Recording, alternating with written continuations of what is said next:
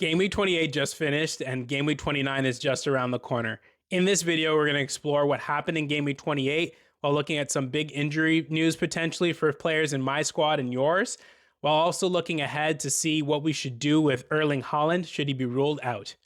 Welcome to my channel. I'm your host Femi. Let's jump into it. All right, the place we need to start is with Harry Wilson. So I did get this one wrong. Unfortunately, I didn't bring him in. I went with Rayan, who was able to get 90 minutes, but Harry Wilson was able to get a 12-pointer.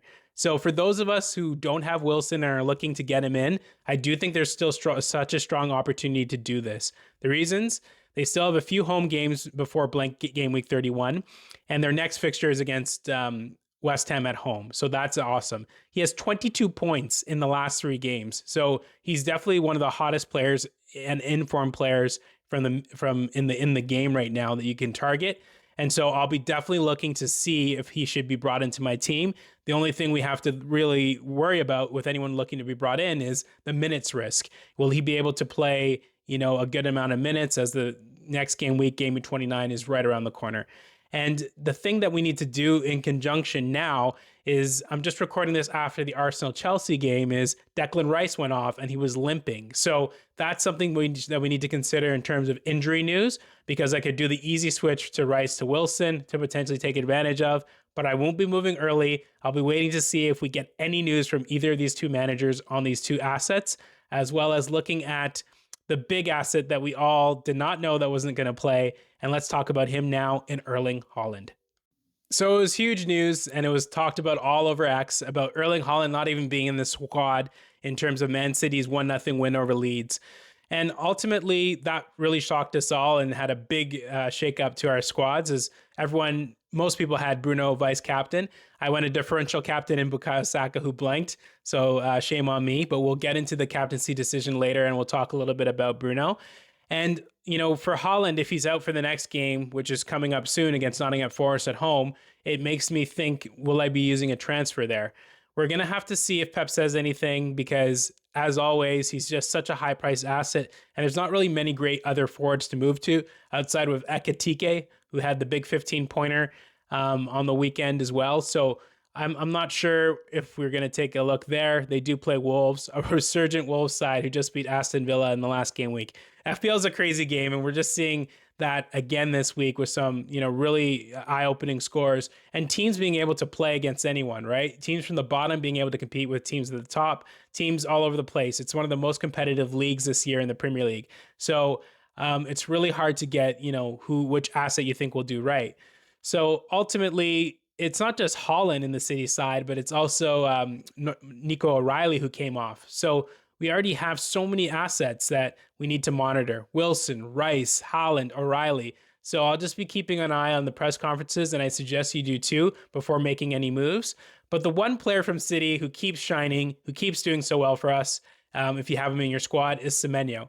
I do think there's an opportunity to still have him in your squad and put him in your squad, because the fixtures do look good. And if Haaland is out, he does become potentially a captaincy option, as he's playing really high and central in that City attack and getting all of the chances, essentially. So Semenyo is one who's done really well. He keeps ticking over, as well as their other January signing in Mark Guéhi, and he almost scored in the game against Leeds as well. So City assets, we're going to wait and see. But if Semenyo and O'Reilly are out, that's going to be a big, big blow. Now let's take a look and see how the team did in game week 28. Now, before we look at game week 28, I do have to tell you guys about my partnership with Fulham. The game is really heating up for me. I'm on a 9-game unbeaten streak, 8 wins and 1 draw. We've scored a bunch of goals, and I'm just, second in the league thus far. And I'm playing with an attacking style with more 4-3-3, and I'm just really liking and enjoying the game. It really gives you the ability to, manage your squad, take players in and out. I definitely need a bigger squad, because on a 9-game winning streak, the guys are tired. So I'm going to have to probably make some substitutions, get some different players in. But I will have my link to my mini league, which is free to play, and you can join in my link in the description. I'll also flash it here on the screen. And if you haven't tried the game, I think you'd like it. It's something different from FPL, and I'm just, having a little bit of fun with it, tinkering here and there with my squad. I'm not going to try and mess up anything right now, because, like I said, I'm on this big unbeaten streak, and that's really feeling good. So take a look at the link in my description. And now let's get into the team and see how it did for Game Week 28. So after sort of, hovering around, the top 5K mark the last couple weeks, top 6K, I had a big red arrow to almost, top 16K right now. I'm on 57 points as of my live FPL ranking. Such a tough one this week. I went Bukayo Saka. I stick to the video I did about him and how I thought he was going to really turn the corner. The final ball just wasn't there for him against Chelsea. There was opportunities, not necessarily for him, but for him to be part of the attack to get something. And then, we get the Haaland news, which everyone really didn't know about. And then Bruno Fernandes has a goal and an assist. And honestly, like in another day, I'm very unlucky in the sense that that red card in that game really changed everything. Crystal Palace was pretty much playing on top for the first 40 minutes of that game. And then, Manchester United grew into the game. And, they get that penalty decision, which is just too much, in my opinion. You get the red card. Okay, sure. You give up the penalty. Okay, sure. And then the red card. I think it could have been a yellow. Cunha flops a bunch to make it even worse than it is.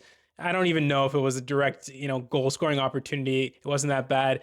I know I'll probably get a feedback from a lot of you, but yeah, let me know what your thoughts are on that decision. The double penalty really hurt Crystal Palace and essentially knocked him out of the game. And then, Bruno does what he does, which is he's a great finisher. So I'm feeling a little bit hard done by, but at the end of the day, you make your decisions. The next game week is coming up soon. So let's take a look and see how the rest of the team did. So the Sunderland, Bournemouth game, a tight game, ultimately 1-1. Royce has been struggling. Sunderland has been struggling. They've been, allowing goals. He had the 2 points. Diouf, it looks like he's going to go down from 5 points, originally my team, to 3 points after the update. And that's too bad because he's been playing really, really well, but I really wanted to start him, and he did reward me with an assist, so I don't have any complaints there. Gabriel with a big 9-pointer. He was so solid in this game, everywhere on the pitch, man marking Yao Pedro to a T. Really strong performance from him. Munoz 1-pointer, not much there. He looked good in the first half a little bit and then faded. Ballard with the 4 points will come in for Haaland. Defensive contributions. He's such a lock for defensive contributions, Ballard, and I'm really happy with him in my squad. And then Semenyo, who got the goal and 8 points. Fernandes, we already spoke about the 1-1 for him, 1 goal, 1 assist. Rayan, who played 90 minutes but didn't have that many chances, finished on 2 points. Rice with 5 points and was hooked a little bit early. He had the assist on the Timber goal, which is the game-winning goal. And then Saka, the captain choice, not really going to complain too much about that. Took a risk, didn't work out, and we move. And then Thiago, he had the goal and the 6-pointer and 1 point bonus. So that's how the squad looks. If you like this video, please like and subscribe below, and I will see you in the next video. Bye for now.